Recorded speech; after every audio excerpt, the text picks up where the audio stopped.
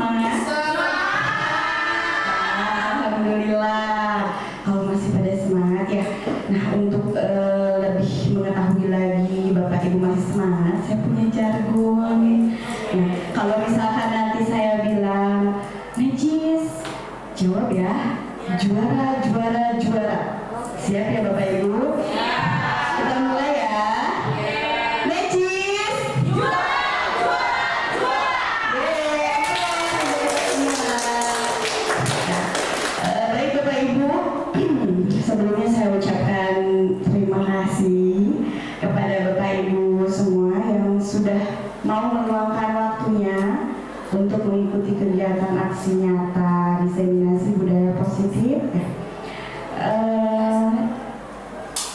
Ya, silakan boleh masuk Bapak Ibu.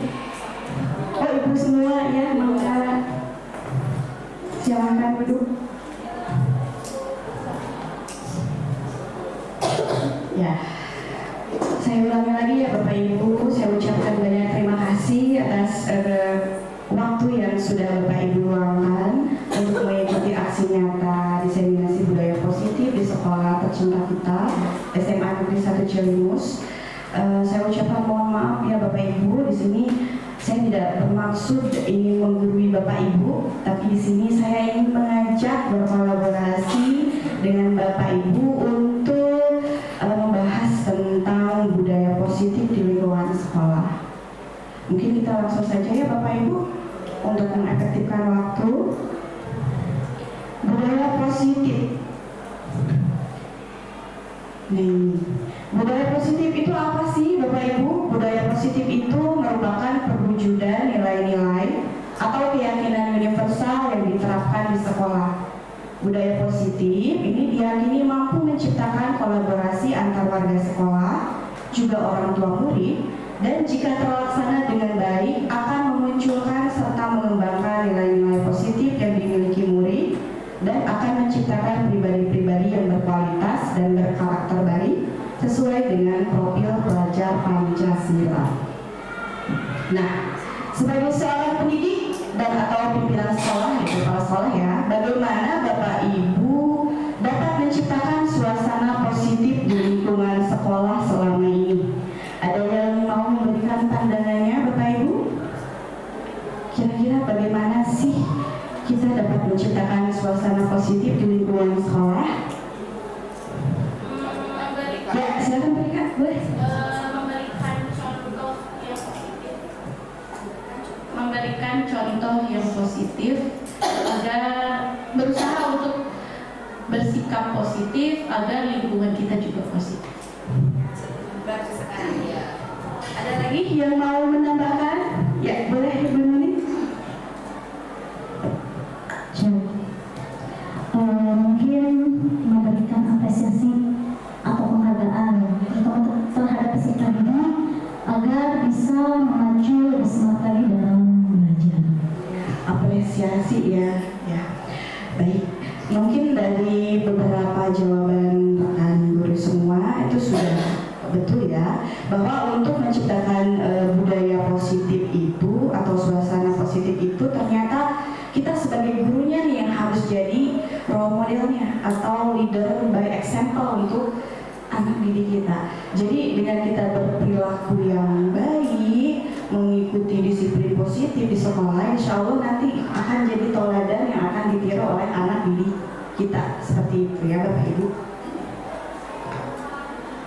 Nah, untuk konsep inti budaya positif itu ternyata ada 7 Bapak Ibu.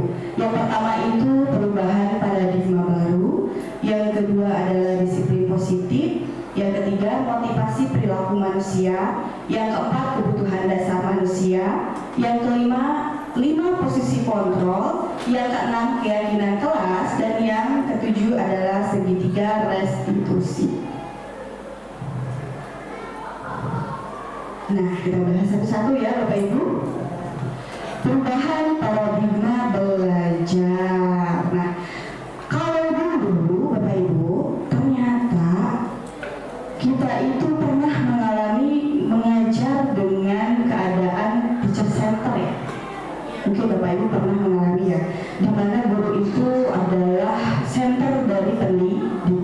Nah, kalau sekarang Bapak Ibu di pembelajaran dengan paradigma baru itu pembelajarannya dengan dirancang berdasarkan prinsip pembelajaran berdiferensiasi. Nah, di sini disesuaikan dengan kebutuhan murid untuk mewujudkan profil pelajar Pancasila. Di kurikulum Merdeka itu pembelajaran sekarang bukan lagi teacher center tapi student center, di mana guru itu hanya berfungsinya untuk menjadi fasilitator. Kalau menurut pemikiran Ki Hajar Dewantara, pendidikan itu adalah menuntun semua kodrat yang ada pada anak, baik kodrat alam maupun kodrat zamannya, sehingga anak tersebut itu mampu mencapai kebahagiaannya. Seperti itu. Jadi tugas guru itu hanya menuntun. Seperti itu ya Bapak Ibu. Nah, ada miskonsepsi tentang teori kontrol. Miskonsepsinya seperti apa? Bahwa guru itu mampu mengontrol muridnya. Yang kedua, guru itu ketika memberikan penguatan positif pasti efektif dan bermanfaat. Padahal di kenyataannya tidak semua penguatan positif itu bisa diterima oleh anak. Kenapa? Karena setiap anak itu ternyata memiliki kebutuhan yang berbeda-beda. Lalu ada juga miskonsepsi tentang bahwa kritik dan membuat rasa bersalah itu mampu menguatkan karakter. Ternyata kritik dan membuat rasa bersalah itu tidak semuanya mampu menguatkan karakter anak. Lalu yang keempat, ilusi bahwa orang dewasa itu berhak memaksa. Guru itu berhak memaksa muridnya. Kamu harus seperti ini, murid harus mengikuti. Nah, ini adalah miskonsepsi. Yang betulnya seperti apa Bapak Ibu? Di sini ada perubahan paradigma stimulus respon ke pendekatan teori kontrol, di mana jika realitas kebutuhan kita sama, ternyata realitas kita berbeda. Lalu semua orang melihat hal yang sama. Di teori kontrol, setiap orang memiliki gambaran berbeda. Terus kita mencoba mengubah orang agar berpandangan sama dengan kita. Kita harusnya berusaha memahami pandangan orang lain tentang dunianya. Lalu perilaku buruk dilihat sebagai suatu kesalahan. Padahal di teori kontrol itu semua perilaku ternyata memiliki tujuan. Ya. Lalu orang lain bisa mengontrol saya. Padahal hanya diri kita yang bisa mengontrol diri kita sendiri.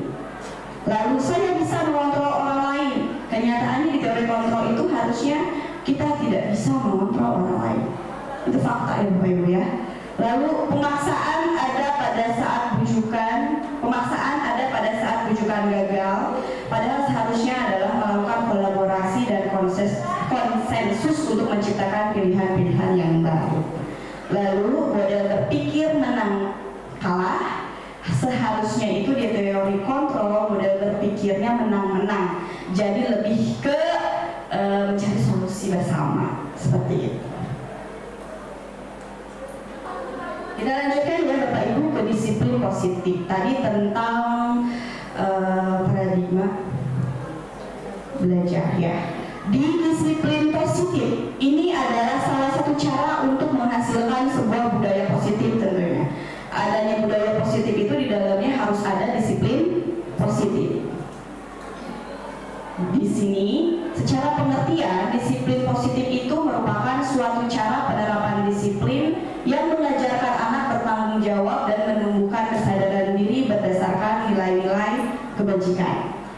Dan disiplin diri dapat membuat murid memahami dan menyadari berdasarkan motivasi internalnya, bukan akibat paksaan, pujian, ataupun hukuman. Nah, ini nilai-nilai kebajikan yang diharapkan muncul dalam diri siswa, yaitu profil pelajar Pancasila.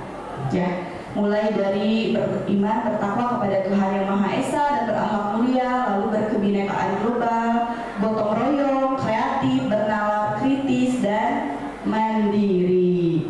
Nah, itu adalah disiplin positif. Selanjutnya ada motivasi perilaku manusia. Bapak Ibu, ternyata anak didik kita itu ketika berperilaku itu pasti memiliki motivasi yang berbeda Beda. Kita lihat ya Bapak Ibu, di sini ada pertanyaan. Bila di sekolah Bapak Ibu tidak ada aturan yang memberikan surat teguran bagi karyawan yang sering datang terlambat atau tidak ada atasan yang memberikan Bapak Ibu penghargaan menjadi karyawan terbaik karena sering tepat waktu, apakah Bapak Ibu akan tetap datang tepat waktu untuk mengajar murid-muridnya? Ada yang mau memaparkan jawabannya Bapak Ibu? Oh iya, boleh. Tadi pertanyaannya apakah Bapak Ibu akan tetap datang tepat waktu untuk mengajar murid-murid? Tentu jawabannya iya, akan tetap mengajar tepat waktu, karena kita sebagai pendidik otomatis ketika sudah menjadi pendidik, berarti tanggung jawab kita kan harus mengajar gitu ya, dan harus memberikan contoh juga kepada peserta didik. Jadi otomatis dengan kita datang tepat waktu, dan memang itu udah tanggung jawab kita gitu. Terima kasih.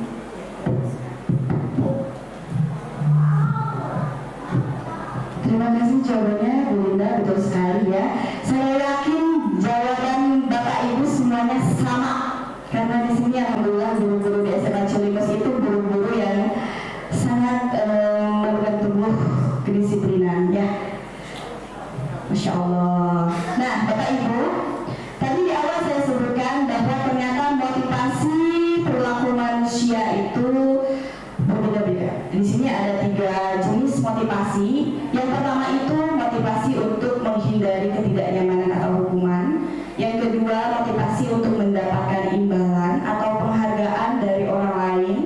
Dan yang ketiga untuk menjadi orang yang mereka inginkan dan menghargai diri sendiri dengan nilai-nilai yang mereka percaya. Tadi jawaban dari Bu Linda kira-kira masuknya ke motivasi yang mana?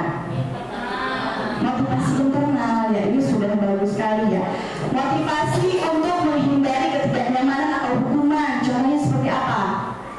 Misalkan anak-anak datang pagi ke sekolah, buru-buru kan tuh, mereka menghindari bodyguard, takut ketemu bodyguard di depan, makanya mereka lari-lari untuk menghindari hukuman seperti itu.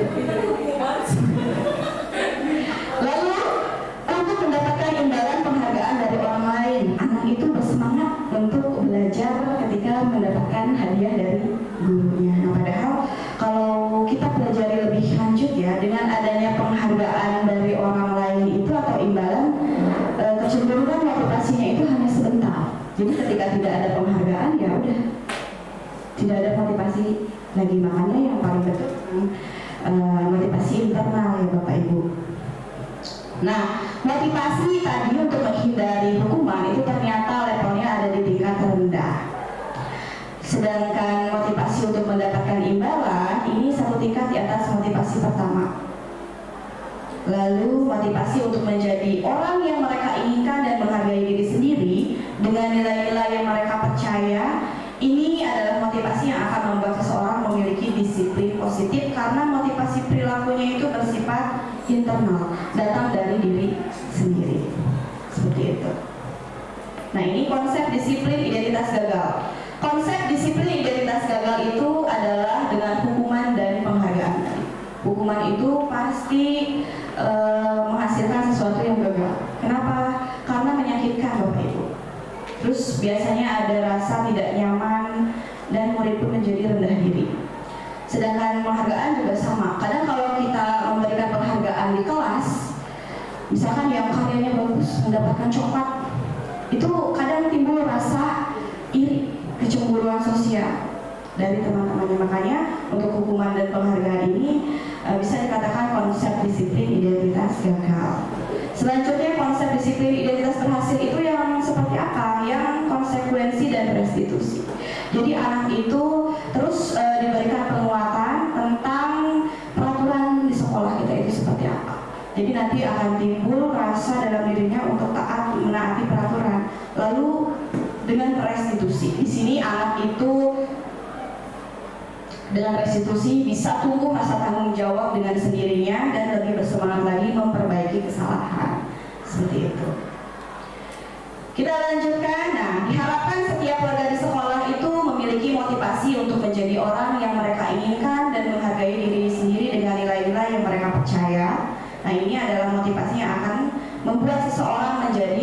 memilih positif tadi ya, karena motivasi berperilaku bersifat internal bukan eksternal. Itu untuk motivasi. Selanjutnya kebutuhan dasar manusia. Nah ini ada kaitannya dengan motivasi tadi ya. Di kebutuhan dasar manusia, manusia itu ternyata memiliki perilaku yang berbeda-beda tergantung dengan kebutuhan apa sih yang ingin mereka dapatkan. Jadi anak itu berperilaku sebetulnya karena ada kebutuhan yang ingin mereka capai, seperti itu.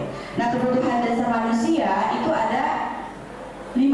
Ada kebutuhan bertahan hidup, kebutuhan kasih sayang dan rasa diterima, kebutuhan akan penguasaan, kebutuhan akan kebebasan, dan kebutuhan akan kesenangan. Nah, di sini ada kasus Bapak Ibu, Bu Rika.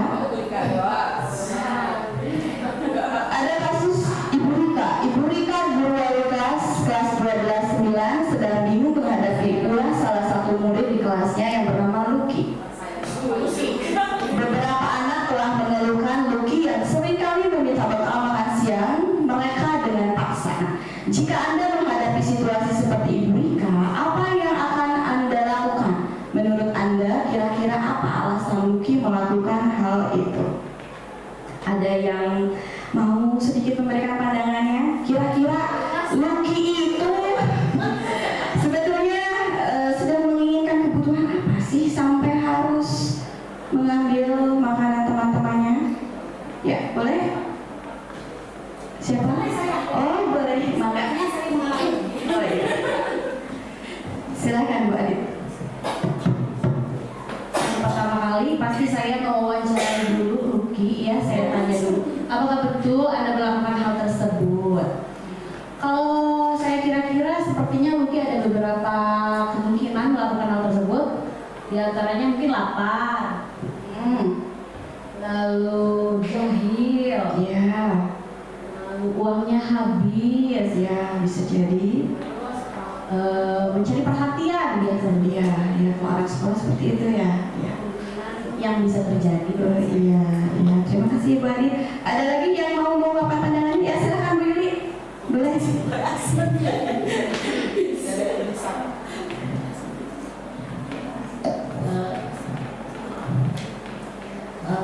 Mungkin sama aja ya Bu, terkadang anak itu melakukan hal yang melanggar itu ada banyak faktornya gitu ya yang saya hadapi ya. Salah satunya mungkin dari dirinya yang ingin diakui oleh teman-temannya gitu kan. Kadang anak tuh merasa ini loh saya gitu, jadi mungkin dia melakukan hal-hal yang tidak disukai temannya. Atau mungkin salah satunya salah yang lainnya mungkin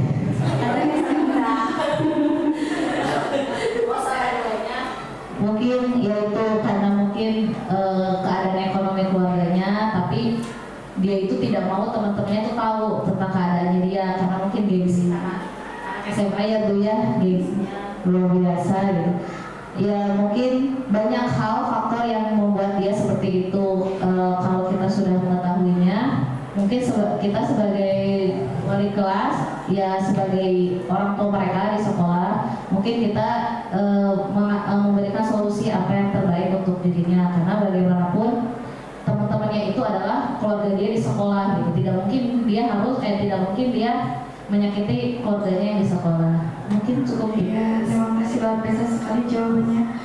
Ya, betul sekali ya Bapak Ibu. Ketika kita dihadapkan dengan anak didik kita di kelas, ini juga pengalaman saya ya. Sebelum saya ikut CGP itu, saya punya murid namanya bukan Lucky. Namanya Haikal, ada temannya Lucky. Kebetulan satu kelas, dan itu memang benar terjadi. Dia itu sering sekali mengambil makanan punya temannya. Saat itu saya sangat marah sekali. Kenapa dia itu selalu mengambil makanan punya temannya? Padahal itu tuh makanannya memang makanan yang tinggal satu-satunya untuk temannya. Makanya teman-teman di kelasnya itu sering komplain kepada saya. Saya saat itu menanggapinya ya udah, Lucky itu Haikal itu anak yang tidak bagus, anak yang anak yang nakal seperti itu. Bahkan sampai saya menyerahkannya ke guru BK. Tapi setelah saya belajar di pendidikan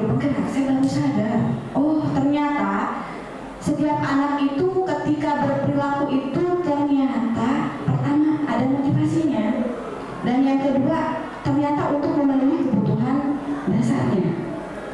Tadi dengan kasus Lucky, sebetulnya Lucky itu ketika dia lapar dan orang tuanya tidak membawanya bekal, maka kebutuhan dasar yang sedang berusaha dipenuhi Lucky tadi apa? Bertahan hidup. Jadi bisa memungkinkan ya dari kasus ini Lucky itu membutuhkan kebutuhan dasar untuk bertahan hidup. Lalu yang kedua, bisa saja Lucky itu merasa senang karena dengan berharap temannya itu memperhatikan dia ketika temannya melaporkan tindakannya pada guru dan gurunya memberitahu orang tuanya sehingga orang tuanya jadi memperhatikan dia.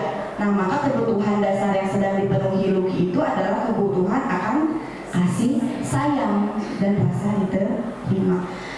Nah, bisa jadi juga jika dia berharap temannya menjadi takut dengan dia menuruti keinginannya, maka sebetulnya Lucky itu sedang berusaha memenuhi kebutuhan dasarnya akan kekuasaan. Saya jeger ya di kelas, seperti itu. Lalu bisa juga jika dia merasa bosan dengan bekal makanan yang dibawakan ibunya dari rumah karena ibunya selalu membawakan bekal yang sama, oleh karena itu dia mencoba makanan temannya yang beraneka ragam, maka Lucky itu sebetulnya sedang memenuhi kebutuhannya akan kebebasan. Dan yang kelima, bisa saja alasan Lucky jika dia melakukannya karena iseng saja dan dia menikmati ekspresi wajah teman-temannya yang kesal karena diambil makanannya dan menuruti dia tentunya ekspresi teman-temannya itu lucu menurut dia, maka berarti Lucky itu sedang berusaha memenuhi kebutuhannya akan kesenangan. Nah, seperti itu Bapak Ibu. Jadi seluruh perilaku yang dilakukan murid itu pada dasarnya memiliki tujuan tertentu. Nah, sebagai seorang guru, kita harus mengetahui apa kebutuhan dasar yang sedang dipenuhi setiap murid dalam setiap perbuatan mereka, tanpa menghakimi murid itu benar atau salah. Seperti itu. Itu adalah kebutuhan dasar manusia ya Bapak Ibu. Ya, kita speaking dulu. Farid, mari kita speaking supaya tidak ngantuk di siang hari ya. Oke. Yuk, kita berdiri semua Bapak Ibu.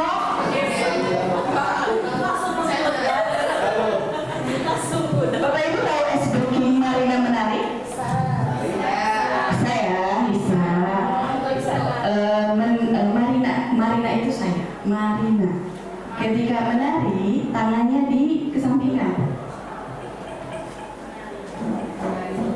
Marina menari di atas, tangannya ke atas.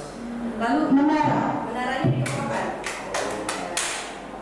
Lalu ada satu lagi seperti ini. Yang ini merana. Marina menari di atas menara. Di atas menara Marina. Nah, seperti itu ya. Nah, Bapak Ibu, mohon maaf kalau suara saya jelek ya. Ibu Nuri mau menggantikan saya? Tidak bisa. Nanti saya akan coba berusaha menyanyi sebagus mungkin ya Bapak Ibu. Nanti Bapak Ibu yang memperagakan gerakannya. Ya, semoga Bapak Ibu fokus ya. Ya, semangat paling. Semangat. Oke. Kita mulai ya Bapak Ibu. Marina menari di atas merana. Iya. Mana Bapak Ibu mana ya? Ya. Marina merana di atas menara. Pak Taunya apa tadi semangat loh. Ya. Menari Marina di atas menara. Di atas menara, di atas Marina.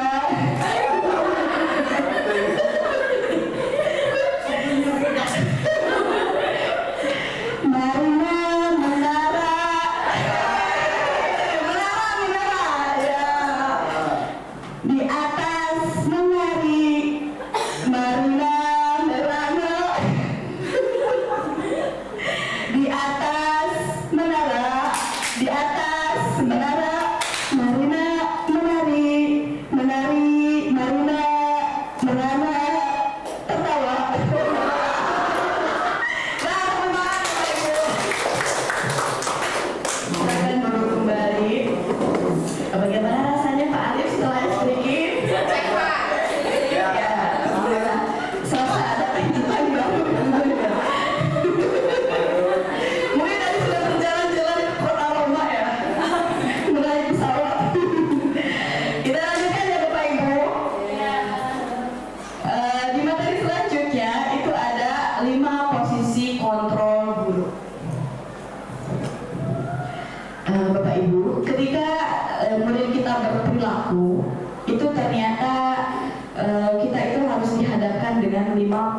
posisi kontrol.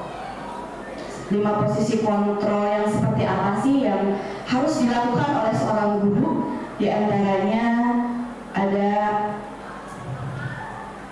penghukum, teman, pemantau, pembuat rasa bersalah, dan manajer.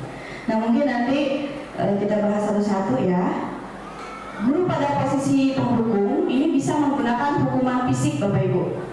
Orang yang menjalankan posisi penghukum itu senantiasa mengatakan bahwa sekolah memerlukan sistem atau alat yang lebih menekan murid lebih dalam lagi. Sedangkan guru pada posisi teman tidak akan menyakiti murid, namun akan tetap berupaya mengontrol murid melalui ajakan atau persuasi. Nah, posisi teman pada guru bisa berupa hubungan baik yang terjalin antara guru dan murid. Yang ketiga, guru pada posisi pemantau itu berarti mengawasi. Nah, pada saat kita mengawasi, kita bertanggung jawab atas perilaku orang-orang yang kita awasi. Posisi pemantau berdasarkan pada peraturan dan konsekuensi. Itu untuk pemantau ya, Bapak Ibu. Selanjutnya, guru pada posisi pembuat rasa bersalah ini biasanya akan bersuara lemah lembut seperti saya, Bapak Ibu. Nah, di posisi ini murid akan memiliki penilaian diri yang buruk tentang diri mereka, dan murid merasa tidak berharga dan telah mengecewakan orang-orang sekelilingnya yang disayanginya ya. Lalu yang terakhir adalah posisi kontrol manajer. Ini adalah posisi di mana guru berbuat sesuatu bersama dengan murid, mempersilahkan murid mempertanggungjawabkan perilakunya, mendukung murid agar dapat menemukan solusi atas permasalahannya sendiri. Seperti itu. Di sini ada kasus, nah ini yang sangat familiar sekali di sekolah kita setiap hari Senin ya Bapak Ibu. Mungkin Bapak Ibu juga sering menjumpai murid tidak memakai atribut lengkap saat upacara. Tadi posisi kontrol teman itu rata-rata lebih ke persuasif ya. Biasanya nih, guru dengan posisi kontrol murid itu cenderung akan mengatakan seperti ini ketika muridnya tidak memakai atribut. Ah, kamu lagi, jangan gitu dong, ayo gabung dengan yang lain, untung ada ibu. Kamu bawa lagi HP, udah sini sama ibu aja diamankan HP-nya. Nah, itu adalah posisi kontrol teman. Ada yang suka seperti itu? Oh, itu. Ada juga posisi kontrol penghukum. Nah ini, tadi peraturan sekolah berdiri di barisannya. Seperti itu posisi penghukum. Lalu ada posisi pemantau. Kamu sudah melanggar peraturan sekolah. Kamu tahu konsekuensinya apa? Nanti saya cek poin kamu sudah berapa. Nah, itu pemantau ya. Lalu pembuat rasa bersalah. Berapa kali ibu bilang sama kamu, ibu kecewa sama kamu. Ya, itu adalah pembuat rasa bersalah. Lalu yang terakhir manajer. Apakah kamu tahu kesalahan kamu ya? Apa kira-kira pendapatmu? Bagaimana cara memperbaiki kesalahan kamu? Nah, itu posisi kontrol manajer. Jadi lebih berdiskusi dengan siswa, kira-kira solusinya apa untuk menghadapi kesalahan yang dia perbuat. Seperti itu.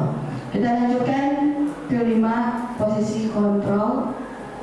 Nah, ternyata Bapak Ibu, posisi kontrol guru yang paling ideal dan disarankan untuk membimbing murid itu adalah posisi kontrol sebagai manajer. Nah, di posisi ini guru dapat menerapkan disiplin positif yang berpihak pada murid, yang memerdekakan murid. Nah, tujuan dari posisi ini itu agar murid dapat berefleksi atas tindakannya sehingga membuat murid belajar dari kesalahannya dan mencari solusi untuk menyelesaikannya. Tujuan seorang guru yaitu menciptakan murid-murid yang mandiri, merdeka, dan bertanggung jawab. Nah, itu adalah 5 posisi kontrol guru. Sama saya juga Bu, kalau dulu itu lebih ke posisi mana ya? Kalau saya mungkin posisi sama pemantau seperti Bu Rika ya. Jadi anak itu lebih ditekankan kepada peraturan yang sudah ada. Ya kalau melanggar ya ada konsekuensinya. Itu pemantau ya. Tugasnya memantau perilaku anak. Nah, untuk menjadi seorang manajer itu ternyata hal yang sangat sulit sekali.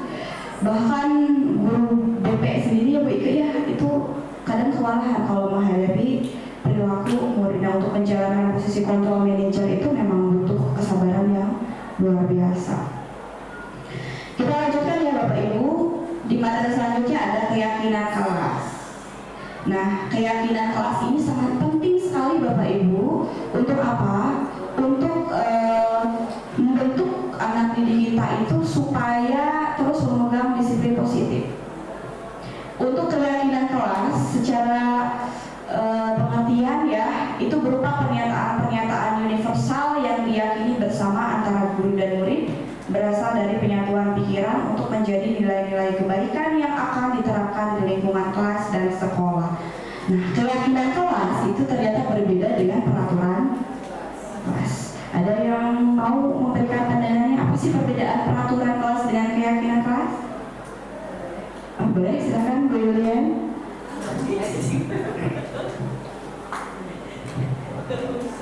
Ya, terima kasih Bu Sinta. Menurut saya perbedaan antara keyakinan kelas dengan peraturan itu berbeda ya, karena keyakinan kelas itu dibuat berdasarkan kolaborasi antara guru dengan murid, sehingga nanti di kelas itu dapat menerapkan lingkungan positif dengan nilai-nilai kebajikan yang ada yang sudah disepakati di satu kelas itu.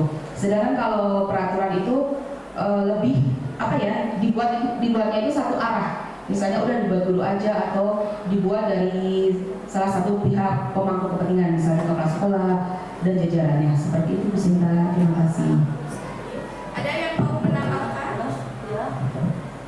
Betul sekali ya Bapak Ibu. Untuk peraturan dan keyakinan kelas itu ternyata dua hal yang sangat berbeda. Untuk peraturan itu biasanya hanya dibuat oleh satu orang atau bersifat satu arah. Contohnya misalkan Pak Alif membuat peraturan di kelas matematikanya, dilarang ngobrol saat pelajaran matematika.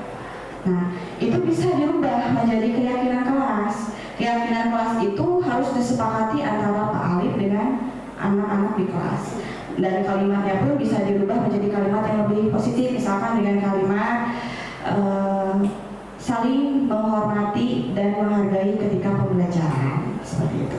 Atau misalkan di kelasnya Bu Elis membuat peraturannya itu dilarang membuang sampah di kolong meja misalkan, atau dilarang membuang sampah sembarangan. Nah, itu bisa dibuat keyakinan kelasnya, misalkan dengan kalimat jagalah kebersihan di lingkungan kelas, seperti itu ya. Nah, ini untuk keyakinan kelas. Pembentukannya itu biasanya lebih abstrak dari peraturan ya Bapak Ibu, dan biasanya sedikit saja agar mudah diingat, dan berupaya tadi pernyataannya itu bersifat universal, terus sesuai dengan kondisi kelasnya agar mudah diterapkan, lalu dibuat dengan bentuk yang positif dan semua warga kelasnya ikut terlibat dalam pembuatan keyakinan kelas tersebut. Nah, di sini ini dokumentasi pembuatan keyakinan kelas yang sudah saya lakukan di kelas saya di 12.9. Di sini awalnya anak saya suruh untuk coba tuangkan peraturan apa yang ingin Anda sepakati di sini. Jadi semuanya menuliskan, dan nanti setelah terkumpul disortir mana yang sesuai dengan kondisi kelas dan mana yang tidak, lalu dibuatlah keyakinan bersama antara saya dengan anak-anak semua. Seperti itu. Nah, diharapkan setiap warga di kelas itu melaksanakan keyakinan kelas ya Bapak Ibu, dan selalu meninjau kembali apakah keyakinan tersebut itu perlu diperbaharui atau tidak, dan sehingga disiplin positifnya bisa terwujud. Kalau misalkan nanti setelah proses ada yang perlu ditambahkan, bisa ditambahkan di keyakinan kelasnya masing-masing. Nah, keyakinan kelas itu ternyata ada kaitannya Bapak Ibu dengan segitiga restitusi. Segitiga restitusi itu apa sih? Segitiga restitusi itu adalah proses menciptakan kondisi bagi murid untuk memperbaiki kesalahan mereka, sehingga mereka bisa menjadi murid yang mandiri dan bertanggung jawab. Nah, untuk segitiga restitusi itu ada 3 tahapannya. Ada validasi tindakan, yang pertama itu ada menstabilkan identitas, yang kedua ada validasi tindakan yang salah, dan tahap ketiga ada menanyakan keyakinan. Kita bahas satu-satu ya Bapak Ibu. Di proses menstabilkan identitas itu tahapan awal ya. Itu biasanya untuk mengubah orang yang gagal karena telah berbuat kesalahan menjadi sukses. Nah di sini biasanya guru itu ketika berproses menstabilkan identitas itu biasanya berkata, nggak apa-apa nak, berbuat salah itu manusiawi. Ibu juga pernah melakukan kesalahan seperti kamu. Nah itu fungsinya untuk apa sih harus seperti itu? Untuk mendinginkan suasana supaya si anak itu tidak down duluan seperti itu. Nah setelah menstabilkan identitas, kita lanjutkan ke tahapan yang kedua, melakukan validasi tindakan yang salah. Nah di tahap ini kita harus memahami tadi kebutuhan dasar anak. Kebutuhannya apa sih sehingga dia melakukan hal seperti itu? Dan di sini biasanya guru itu mengatakan, nah, ibu yakin kamu pasti punya alasan mencontek, misalkan ya. Coba kamu katakan alasan kamu apa? Ibu ingin dengar. Nah, nanti si anak itu menjelaskan, maaf bu, alasan saya mencontek ini karena ini. Nah itu adalah validasi tindakan yang salah. Baru nanti si guru itu menanyakan lagi kepada anaknya, hal tersebut salah atau tidak. Nah nanti akan muncul dalam dirinya, oh iya ternyata saya itu salah. Baru ke tahapan yang terakhir, menanyakan keyakinan. Nah ini pentingnya keyakinan kelas tadi. Di proses menanyakan keyakinan, murid itu akan diberikan pertanyaan bermakna agar dapat memunculkan motivasi secara intrinsik. Nah ini mengaitkannya dengan keyakinan dengan tindakan yang salah. Biasanya guru itu mengatakan, nah apa sih nilai yang kita percaya di sekolah ini? Atau nah kesepakatan kelas apa sih yang sudah kita buat selama ini? Nanti dikaitkan dengan kesalahannya. Nah apakah dengan mencontek itu sudah benar? Sudah sesuai dengan kesepakatan? Kalau tidak sesuai dengan kesepakatan, si anak itu disuruh mengemukakan kira-kira untuk memperbaiki permasalahan itu apa. Jadi anak itu diberikan dorongan untuk gurunya untuk mengatasi sendiri permasalahannya itu apa. Nah seperti itu. Sehingga dengan adanya segitiga restitusi ini, si anak itu dapat menyelesaikan permasalahan dengan melibatkan dua arah antara guru dengan siswanya. Selain itu diharapkan akan timbul dalam dirinya untuk terus mengindahkan nilai-nilai kebajikan dalam setiap tindakannya. Jadi harus dari dalam diri. Kesadarannya harus dari dalam diri, seperti itu. Nah, Bapak Ibu di sini ini salah satu segitiga restitusi yang pernah saya lakukan.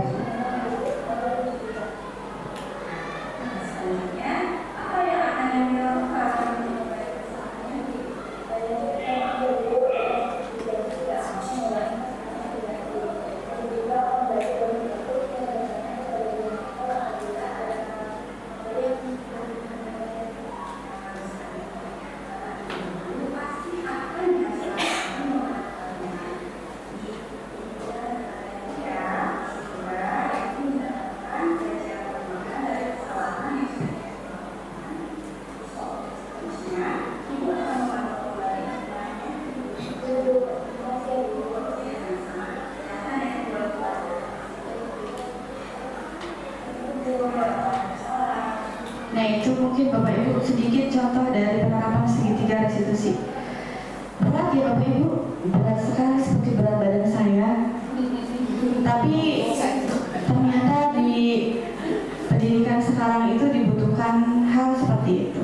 Jadi ketika kita itu dihadapkan dengan anak, ternyata cara menyelesaikannya itu seperti itu Bapak Ibu, dengan menggunakan segitiga restitusi. Dan diharapkan tadi nilai-nilai kebajikan dalam dirinya itulah yang akan muncul dengan sendirinya. Oh, ternyata memang saya yang salah. Saya harus memperbaikinya seperti ini. Dan diharapkan dengan tidak ada paksaan, tidak ada sanksi ataupun ancaman, anak itu sudah dengan sendirinya sadar tidak akan melakukan hal seperti itu lagi.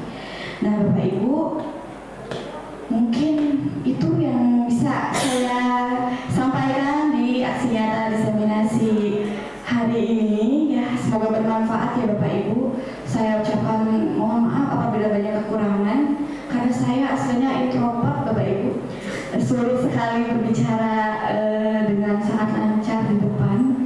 Jadi saya mohon kemakluman Bapak Ibu apabila banyak kekurangan Bapak Ibu. Nah, saya boleh meminta sedikit refleksi dari Bapak Ibu, kira-kira apa sih yang sudah Bapak Ibu dapatkan dari diseminasi hari ini, atau apa sih yang Ibu rasakan? Ngantuk? Selain ngantuk ya? Ya, ada yang mau memberikan refleksinya Bapak Ibu? Oh boleh, Bu Yulian? Enggak. Terima kasih banyak Bu Sinta yang telah memberikan banyak ilmu ya siang hari ini tentang budaya positif, apa yang harus kita lakukan untuk mewujudkan budaya positif itu di sekolah.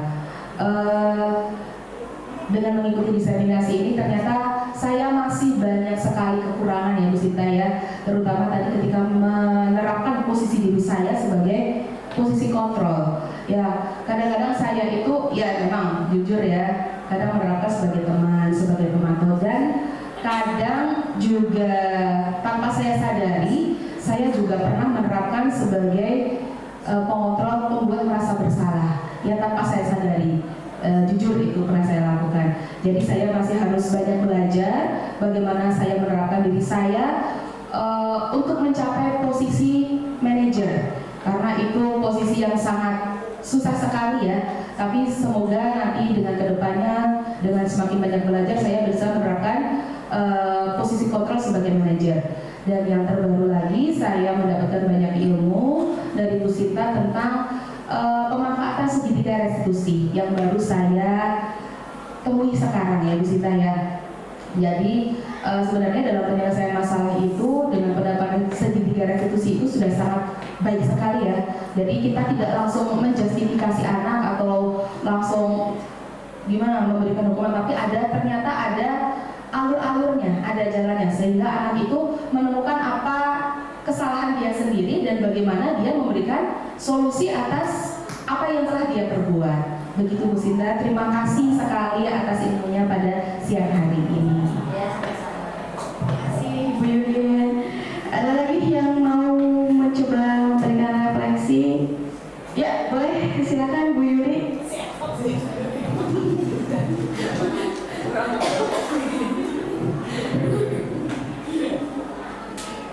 Pak Tony mau ngomong? Ya Bu Yulian.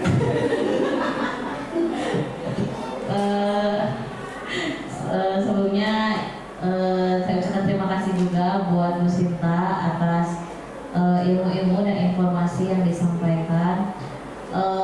Apa ya, mungkin selama ini terkadang kita bingung ya Bu sebagai guru gitu menghadapi anak yang bahasa kasarnya tidak sesuai dengan keinginan kita gitu ya Bu. Terkadang kita tuh pengen semua anak itu sama gitu, karena kita pun memberi nasihat dan memberikan motivasi ke mereka pun sama, tapi terkadang apa yang kita sampaikan ternyata tidak semua anak itu bisa memahaminya. Mungkin dulu waktu saya sekolah ya Bu ya, yang namanya hukuman, yang namanya menerima konsekuensi dari apapun yang saya lakukan itu bisa membuat saya berubah gitu. Tapi ternyata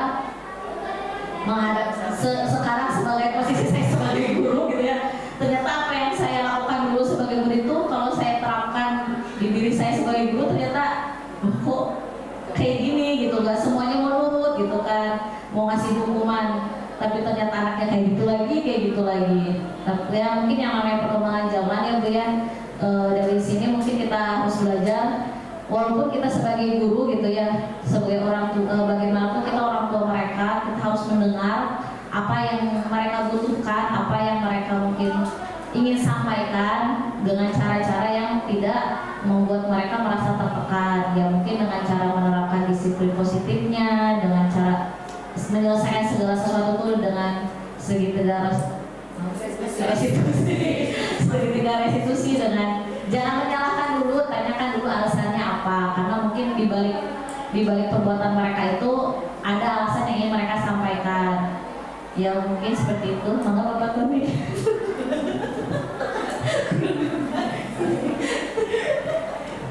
Ya, terima kasih. Assalamualaikum warahmatullahi wabarakatuh. Waalaikumsalam warahmatullahi wabarakatuh.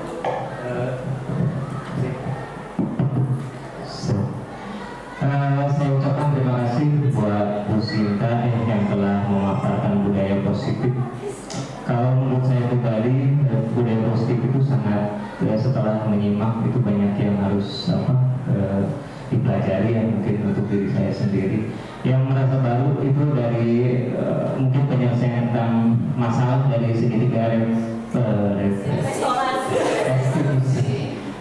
restitusi ya, jadi segitiga restitusi itu saya baru pertama kali mendengar seperti itu. Jadi memaparkan tentang penyelesaian siswa itu dengan tidak secara menyakiti mungkin ya, menyakiti dengan secara halusnya dengan mencari aset. Kalau saya dulu pernah di SLB ya mungkin saya paling asesmen namanya, jadi asesmen itu seperti apa. Nah, dengan adanya segitiga restitusi ini bagi saya mendapatkan solusi terbaik dan menjadi nilai positif untuk nanti kita memberikan suatu pelajaran terhadap siswa-siswi di sekolah. Terima kasih Bu Sinta. Assalamualaikum warahmatullahi wabarakatuh. Ya, super sekali Pak Tony. Terima kasih Pak Tony dan ibu-ibu semua yang ada di sini yang sudah meluangkan waktu bersama saya berkolaborasi membahas budaya positif ya. Semoga kebaikan Bapak Ibu semua diberikan pahala yang berlipat oleh Allah Subhanahu wa taala, digantikan kebaikannya dengan kebaikan yang jauh lebih banyak, lebih besar lagi. Saya ucapkan terima kasih Bapak Ibu. Mohon maaf sekali lagi apabila banyak kekurangan dari saya akhiri. Wassalamualaikum warahmatullahi wabarakatuh.